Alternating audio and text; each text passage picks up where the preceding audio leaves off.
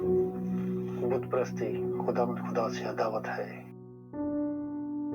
बुत परस्ती के बारे में मुकद्दस बाइबल का सबसे मशहूर हिस्सा, जहां इसराइली कोहे सीना के दामन में डेरे डाले हुए थे और वह सोने से बने हुए बछड़े की पूजा कर रहे थे। जब मूसा कोहे सीना से वापस आया तो उसने देखा कि बने इसराइल एक सुनहरी बछड़े की पूजा कर रहे हैं। तब मूसा ने गुस्से में आकर उस बुत को गारत कर दिया। तो अपने लिए कोई तराशी हुई मूर्त न बनाना, न किसी चीज की सूरत बनाना जो आसमान में या नीचे जमीन पर या जमीन के नीचे पानी में है। हमारी तरजीहात भी कुछ ऐसी ही हैं। गलत टाइम पर क्रिसमस, सूरज से मुशाबा bread, Lent season, all souls day, good Friday, Christmas tree, Easter और खरगोश के अंडे, ऑल सेंट्स डे, सांता क्लॉज, राख का बुध, सबत का मुतबादिल इतवार। गौरतलब बात यह है कि कोई भी आपको धोखा न दे और आपको अबलीसी रास्ते पर ना रखे जो अब्दी आग की झील की तरफ जाता है। इस अमर में आपको भेड़ों के लिबास में छुपे भेड़ियों को पहचानना होगा। दूसरे लफ्जों में आपको ऐसे झूठे उस्तादों का पता लगाने की जरूरत है जो आपको सच्ची तालीम से दूर रखते हैं।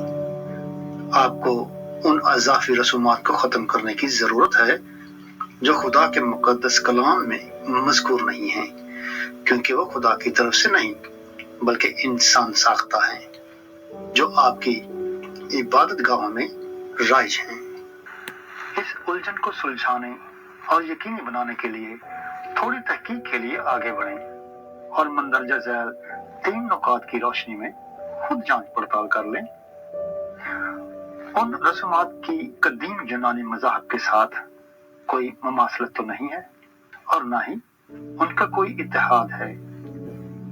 आप किसी धोखे या ला इल्मी में यीशु मसीह के नाम पर कदीम यूनानी मज़ाहब की पैरवी तो नहीं कर रहे, या मुकद्दस बाइबल उन रस्मात की तायद करती है या नहीं। आइए इस बारे में हिजकिय्याह नबी की किताब के 8वें बाब में देखते हैं।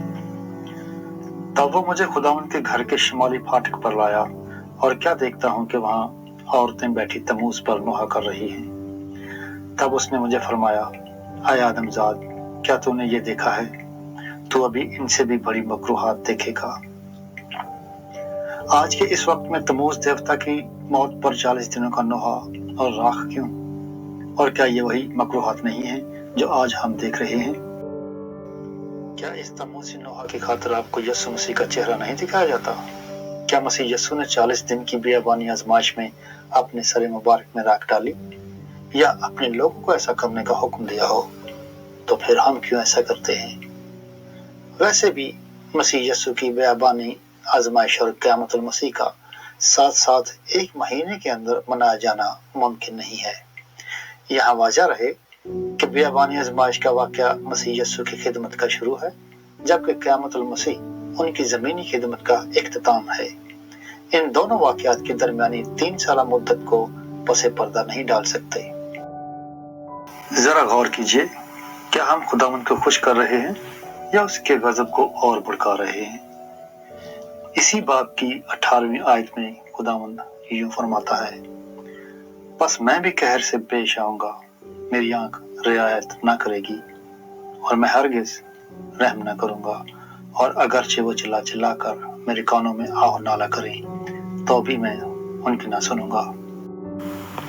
अब इसे बुत परस्ती कहीं मजहबी आमेजिश या ला इल्मी, बदकिस्मती से ये रस्म आज भी गिरजा घरों में राख का बुध और लेंट सीजन की शक्ल में राज है।